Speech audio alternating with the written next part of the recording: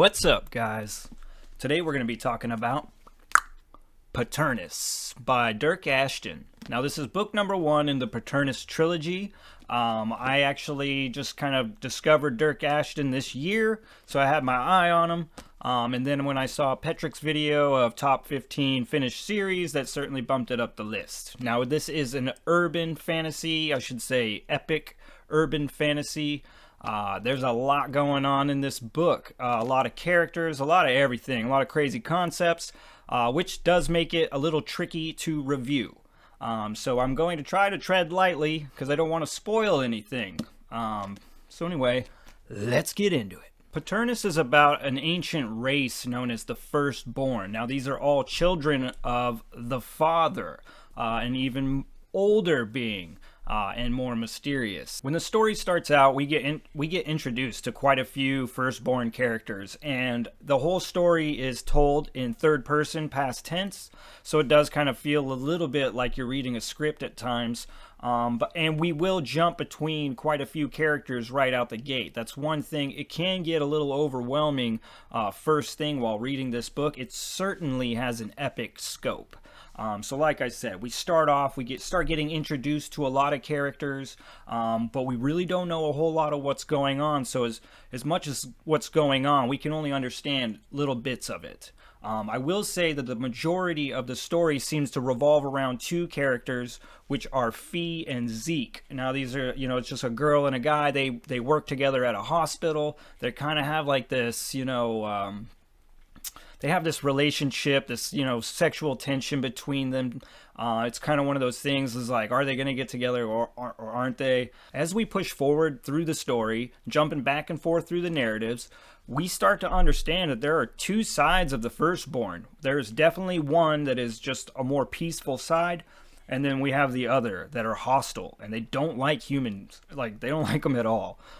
Eventually, this will push the story to a point where we're at the hospital with both Fee and Zeke, as well as several other characters, and the hospital comes under attack by Firstborn. Now, this is definitely a part in the story where it starts to go bonkers, and I know I'm only touching a little bit on this narrative and not getting too in-depth, but like I said, this is a pretty complex epic story, and I do feel like I have to tread lightly because it's very easy to spoil stuff. So let's just kind of get into what I liked, maybe what I didn't, and all that.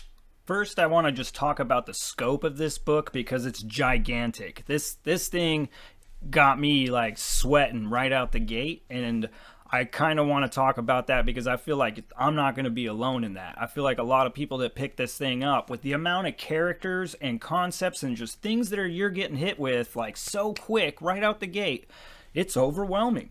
But I do feel like you will get your bearings and you'll find your pace. And as well as it took me a little bit, but I started to understand that Dyrk Ashton had left me some keys to this map, so to speak. In the prologue, he talks about, he gives like two different like words to describe human beings for the Firstborn, and one is like a derogatory term and the other one is not. So this is what helps you kind of understand like what kind of Firstborn you're dealing with, because that can be confusing when you're getting hit with so many different ones. It kind of helps when you understand when they start calling humans parvuli or watutu, like you'll know, oh, this dude's bad or this dude's good. As well as kind of one thing that helps with this crazy giant scope is just the way that he did the chapters. The chapter, like headings for each chapter, will be like the same name, like if it's about that person's like story. So, like the what was it, like Figs and Flowers, I think was the heading for like Fee's chapters, and that will always pop up every time you're going to be dealing with Fee, and the chapter will just change, to like 2 to 3 to 4. So I know that might have sound a little bit confusing, but like I said, the scope is massive. Dyrk Ashton has thrown everything in this book, but I do think that he's given you some good keys to this map. I think it's got like, this has got all the theology, mythology, world history. It's, like I said, this is everything and the kitchen sink rolled into one. Next, I want to talk about the action in the book, because this is really like one of the parts in this book that really shined for me. Just not the way that Dyrk Ashton like describes, like, you know, how they're all kicking each other's asses, but just really the tone that he brings into it as well. I wouldn't say that this book has some like little, you know, YA feels between like Fee and Zeke, but for the most part, it feels like, you know, like a legit like urban fantasy. It doesn't feel kiddie, but it doesn't feel like really dark either. But then when we get to these action scenes, it feels like you're watching a rated R movie, and it's not like super overdone, where where it just feels like you're like shooting a dead dog too many times. But it's done just right. It's bloody, it's visceral, it's fast paced. Like I said, it's the kind of stuff that I love to read. And some of it was even really like poetically done too. There's a part where like bullets are flying through bodies, and you know, it was describing it as like these like blooms of blood. I really like that kind of stuff. So the action in this book, just kick ass.